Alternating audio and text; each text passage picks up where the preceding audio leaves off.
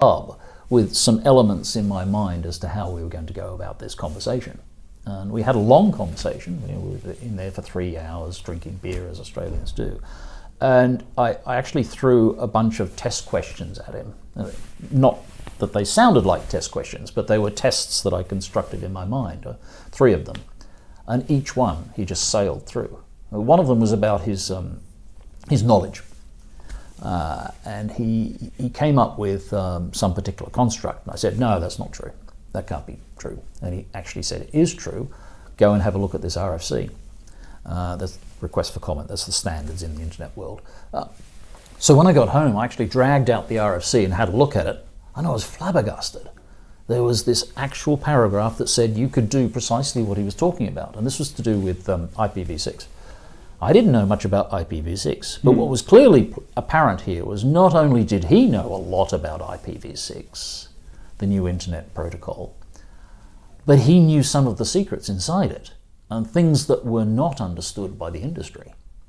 He clearly knew a lot. Okay, but so he was a very clever guy and well-informed. Yes. But there are plenty of people, like, well, not plenty, but there are people like that around. But what it tells you is this is a sort of person who's got the skills to be able to put this together. But doesn't that just mean he is a plausible candidate to be Satoshi?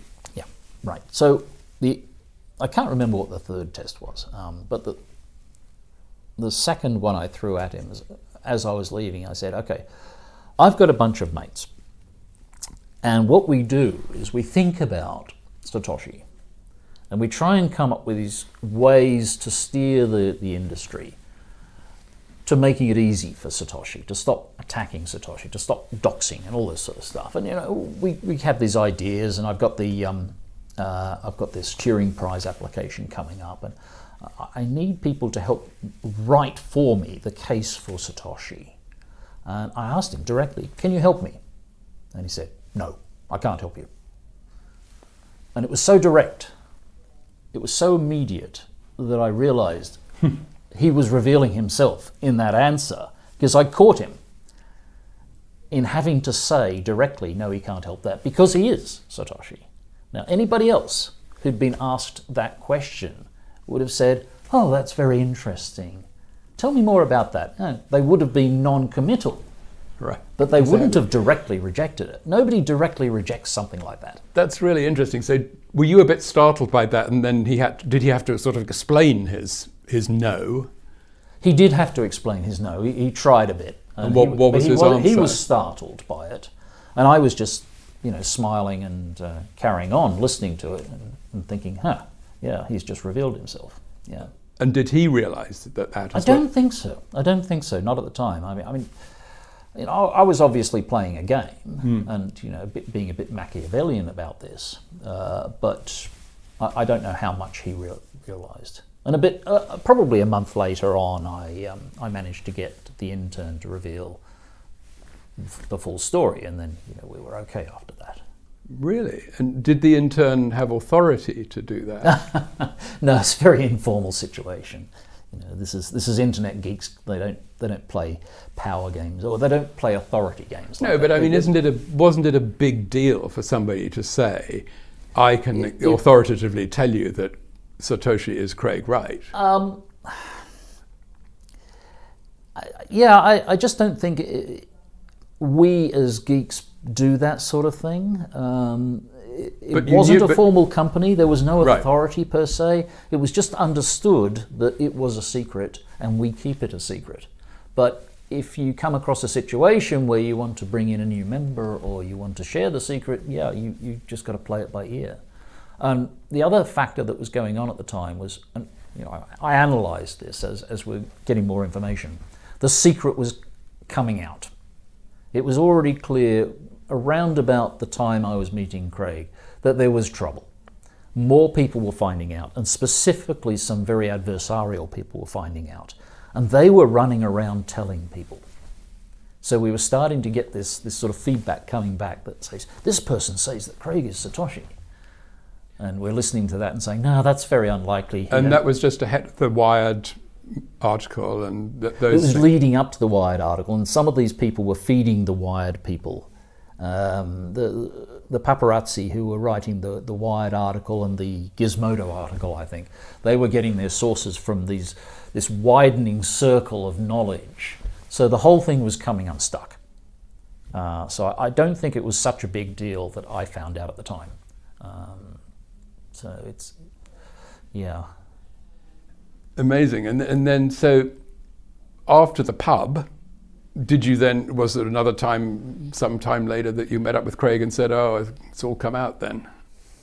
Yeah, I think we met at the pub twice, but I can't remember what happened at the second meeting. Maybe the beers were too good. But what actually happened was that when those articles came out, by that time everybody was fully on board, and all of my mates who were working on this were on board, and we actually ran an interference campaign against the paparazzi articles. The articles were written by relatively esteemed journalists at Wired, but we were able to undermine their story. We did it very carefully. No lies were said, but we basically just established a pattern of facts and said, this is what's going on. I said at some point, I've talked to the family of Craig Wright and things like this. And in this, we were aided by the Bitcoin community, who didn't really believe the articles. So within a few days, we were able to undermine all that. And that kind of gave a breathing space for Craig to finish his move out of Australia to Britain. Right, so when the news came out, and there's this fellow, Craig Wright, who's Satoshi, your move was to, although you believed that, to spread the opposite story, that he wasn't. Yes, because he hadn't gotten out of Australia. And the instant that the articles came out, the Australian Federal Police raided his apartment and his offices. Well, he says that he'd already left by then. He'd moved to another house and he was in the process of leaving, yes. Yeah, and that's right, he had actually left at that point, and we didn't know that because they were keeping his location very secret until it was all done and he was set up in London. And seemingly, the Australian Federal Police didn't know he'd left either. But it was a very adversarial move. The person that was revealing all this information was contacting both the journalists' teams and saying the other one is about to publish, you should publish. And also contacting the Australian, the tax department in Britain, in America. It was a very, very nasty person. And what was their motivation exactly? That's not entirely clear.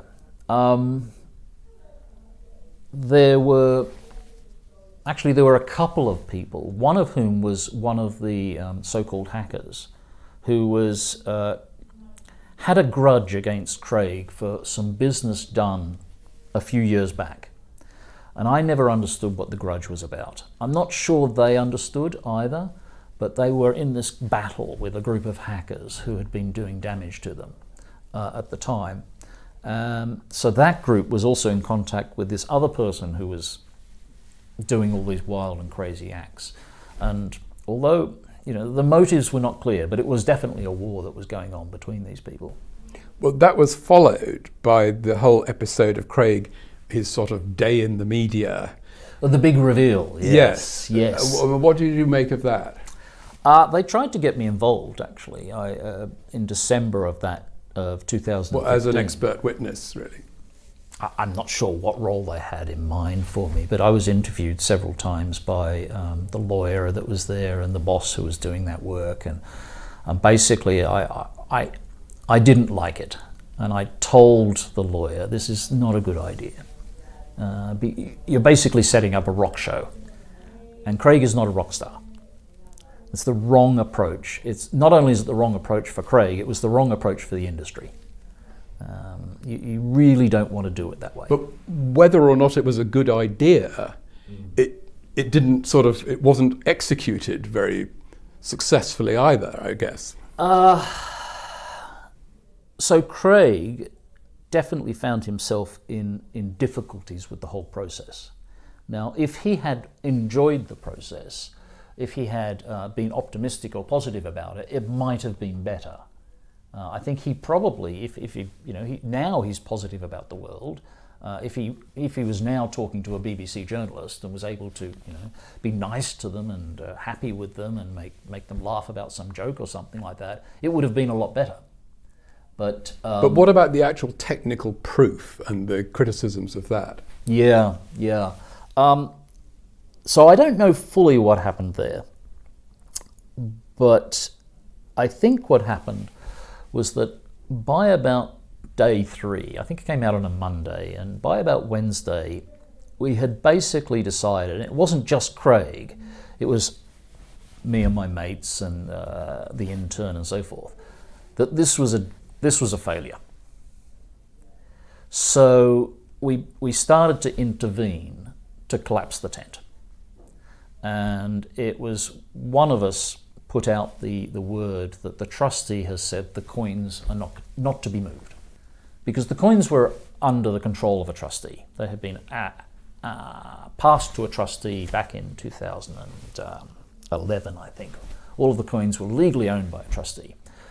And now what we had was the trustee coming up and putting out a message without naming who the trustee was, saying, nope, the coins are not to be moved. But this was something you'd concocted, was it? One of us had concocted, yeah. I hadn't concocted. It wasn't actually true. It wasn't me, but it wasn't true. It was true. Oh, it was? Yes, it was done with the trustee. The trustee had actually been part of this circle and communicated, and we'd made that decision that this was not working. And we also had a fear that if the coins were moved, then Craig would be under a lot of pressure because the value of the coins was too high. And we do not necessarily trust the bona fides of the group that were doing this circus. And we also saw the reaction of Craig on the cameras, and we realized this is really bad.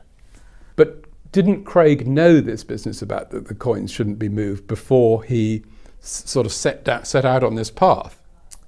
And that is a question that came out when the two business managers were there. They were both looking at each other saying, who's the trustee? What's going on? We never heard about this, which is actually a lie. They knew about the trustee because they talked to the trustee in December.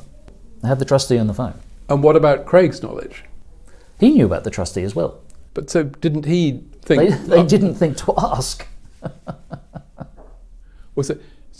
Are you saying he thought he could provide the kind of proof that would answer the question? I think so. I think they all went into it thinking there's no problem here, we can provide the proof. And Craig actually did the proof in front of, what's his name, Gavin Anderson? Andreessen, yeah. Andreessen. And that went off okay. So that actually was what was being asked for? Yes, and I think it was done quite successfully with Gavin Anderson. But then all the trouble started where Craig was obviously resisting the process and had, in some sense, decided, no, I don't want this to happen. So at that point, we intervened, and we, talking to the trustee, we got it agreed. We're not going to move the coins. Now, what we were really saying was, if you want to move the coins, you have to talk to the trustee.